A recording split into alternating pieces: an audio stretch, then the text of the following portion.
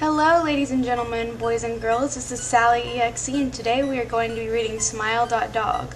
I first met in person with Mary E. in the summer of 2007. I had arranged with her husband of 15 years, Terrence, to see her for an interview. Mary had initially agreed since I was not a newsman but rather an amateur writer gathering information for a few early college assignments and, if all went according to plan, some pieces of fiction. We scheduled the interview for a particular weekend when I was in Chicago on unrelated business. But at the last moment, Mary changed her mind and locked herself in the couple's bedroom, refusing to meet with me. For half an hour, I sat with Terrence as we camped outside the bedroom door, I listening and taking notes while he attempted to fruitlessly calm his wife. The things Mary said made little sense, but fit with the pattern I was expecting. I could not see her. I could tell from her voice that she was crying, and more often than not, her objections to speaking with me centered around an incoherent diatribe of her dreams, her nightmares. Terrence apologized profusely when we ceased the exercise, and I did my best to take it in stride. Recall that I wasn't a reporter in search of a story, but merely a curious young man in search of information. Besides, I thought at the time I could perhaps find another similar case if I put my mind and resources to it. Mary E. was a SISOP for a small Chicago-based bulletin board system in 1992 when she first encountered Smile.jpg and her life changed forever. She and Terrence had been married for only 5 months. Mary was one of an estimated 400 people who saw the image when it was posted as a hyperlink on the BBS, though she is the only one who had spoken openly about the experience. The rest have remained anonymous or perhaps dead. In 2005, when I was only in 10th grade, Smile.jpg was first brought to my attention by my burgeoning interest in web-based phenomena. Mary was the most often cited victim of what sometimes referred to as Smile.dog. The being Smile.jpg is reputed to display. What caught my interest, other than the obvious macabre elements of the cyber legend and my proclivity towards such things, was the sheer lack of information, usually to the point that people don't believe it even exists, other than as a rumor or hoax. It is unique because, though the entire phenomenon centers on a picture file, that file is nowhere to be found on the internet. Certainly many photo-manipulated simulacra litter the web, showing up with the most frequency on sites such as the image board 4chan, particularly the X-Focus Paranormal subboard. It is suspected these are fakes because they do not have the effect the true Smile.jpg is believed to have, namely the sudden onset temporal lobe epilepsy and acute anxiety. This purported reaction in the viewer is one of the reasons a phantom-like Smile.jpg is regarded with such disdain, since it is patently absurd, though depending on whom you ask, the reluctance to acknowledge Smile.jpg's existence might be just as much out of fear as it is out of disbelief. Neither Smile.jpg nor Smile.dog is mentioned anywhere on the Wikipedia, though the website features articles on such other, perhaps more scandalous shock sites as Hello.jpg or Two Girls One Cup. Any attempt to create a page pertaining to Smile.jpg is summarily deleted by any of the encyclopedia's many admins. Encounters with Smile.jpg are the stuff of internet legend. Mary E.'s story is not unique. There are unverified rumors of Smile.jpg showing up in the early days of Usenet, and even one persistent tale that in 2002 a hacker flooded the forums of humor and satire website Something Awful with a deluge of Smile.dog pictures, rendering almost half the forum's users at the time epileptic. It is also said that in the mid to late 90s that Smile.jpg circulated the Usenet and has an attachment of a chain email with the subject line, "Smile, God loves you." Yet despite the huge exposure these stunts would generate, there are very few people who admit to having experienced any of them, and no trace of that file or any link has ever been discovered. Those who claim to have seen Smile.jpg often weakly joke that they were far too busy to save a copy of the picture to their hard drive. However, all alleged victims offer the same description of the photo: a dog-like creature usually described as appearing similar to a Siberian husky, illuminated by the flash of the camera, sits in a dim room, the only background detail that is visible being a human hand extending from the darkness near the left side of the frame. The hand is empty, but usually described as beckoning. Of course, most attention is given to the dog or dog creature, as some victims are more certain than others about what they claim to have seen. The muzzle of the beast is reputedly split in a wide grin, revealing 2 rows of very white, very straight, very sharp, very human-looking teeth. This is, of course, not a description given immediately. immediately after viewing the picture, rather a recollection of the victims who claim to have seen the picture endlessly repeated in their mind's eye during the time they are, in reality, having epileptic fits.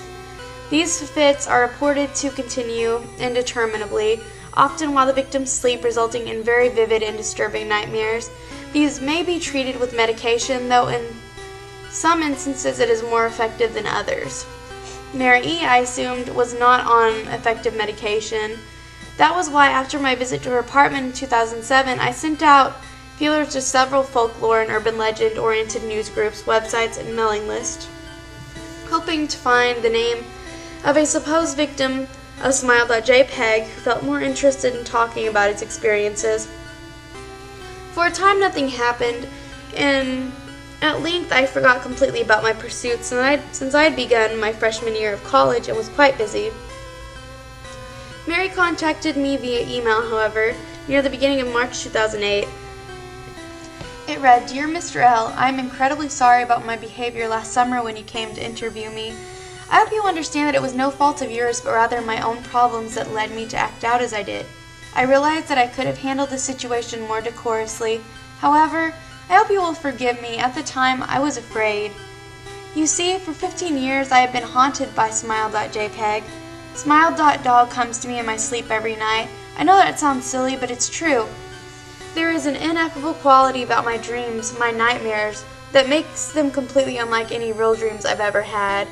I do not move and do not speak. I simply look ahead, and the only thing ahead of me is a scene from that horrible picture. I see the beckoning hand. I see Smile.dog. It talks to me. It is not a dog, of course, though I'm not quite sure what it really is. It tells me it will leave me alone if only I do as it asks. All I must do, it says, is spread the word. That's how it phrases its demands. And I know exactly what it means. It wants me to show it to someone else. And I could. The week after my incident, I received in the mail a manila envelope with no return address. Inside was only a 3.5-inch floppy diskette. Without having to check, I knew precisely what was on it. I thought for a long time about my options. I could show it to a stranger, a coworker. I could even show it to Terrence, as much as the idea disgusted me. And what would happen then? Well, if Smile.dog kept his word, I could sleep. Yet if it lied, what would I do? And who was to say something worse would not come for me if I did as the creature asked? So I did nothing for 15 years. Though I kept the diskette hidden amongst my things. Every night for 15 years, Smile.dog has come to me in my sleep and demanded that I spread the word. For 15 years, I have stood strong, though there have been hard times. Many of my fellow victims on the BBS board where I first encountered Smile.jpg stopped posting. I heard some of them committed suicide, others remained completely silent, simply disappearing off the face of the web. They are the ones I worry about the most. I sincerely hope you will forgive me, Mr. L, but last summer when you contacted me and my husband about the interview, I was near the breaking point. I decided I was going to give you the floppy diskette. I did not care if Smile.dog was lying or not. I wanted it to end. You were a stranger, someone I had no connection with, and I thought I would not feel sorrow when you took the diskette as part of your research and sealed your fate. Before you arrived, I realized what I was doing was plotting to ruin your life. I could not stand the thought, and in fact I still cannot. I am ashamed, Mr. L, and I hope that this warning will dissuade you from further investigation of Smile.jpg. You may in time encounter someone who is, if not weaker than I, then wholly more deprived, someone who will not hesitate to follow Smile.dog's orders. Stop while you are still whole. Sincerely, Mary E. Terrence contacted me later that month with the news that his wife had killed herself. While cleaning up the various things she'd left behind, closing the email accounts and the like, he happened upon the above message. He was a man in shambles. He wept as he told me to listen to his wife's advice. He found the diskette, he revealed, and burned it until it was nothing but a stinking pile of blackened plastic. The part that most disturbed him, however, was how the diskette had hissed as it melted, like some sort of animal, he said. I will admit that I was a little uncertain about how to respond to this. At first I thought perhaps it was a joke, with the couple belatedly playing with the situation in order to get a rise out of me.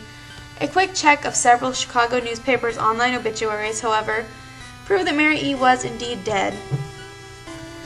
There was, of course, no mention of suicide in the article. I decided that, for the time at least, I would not further pursue the subject of Smile.jpg, especially since I had finals coming up at the end of May.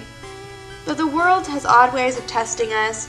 Almost a full year later, after I'd returned from my disastrous interview with Mary E., I received another email. Hello, I found your email address through a mailing list. Your profile said you were interested in Smile.dog. I have seen it and it is not as bad as everyone says. I have sent it to you here, just spreading the word.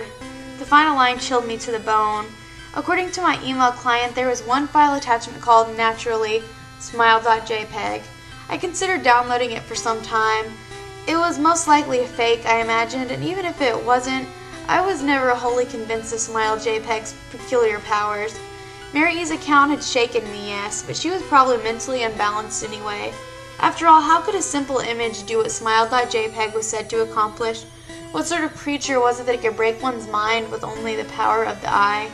And if such things were patently absurd, then why did the legend exist at all? If I downloaded the image, if I looked at it, and if Mary turned out to be correct, if Smile.dog came to me in my dreams demanding I spread the word, what would I do? Would I live as Mary had, fighting against the urge to give in until I died? Or would I simply spread the word, eager to be put to rest? And if I chose the latter route, how could I do it? Whom would I burden it to?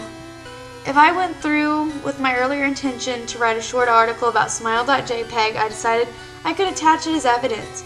Anyone who read the article, anyone who took interest would be affected. And even assuming that Smile.jpg attached to the email was genuine, would I be capricious enough to save myself in that manner? Could I spread the word? Yes. Yes, I could.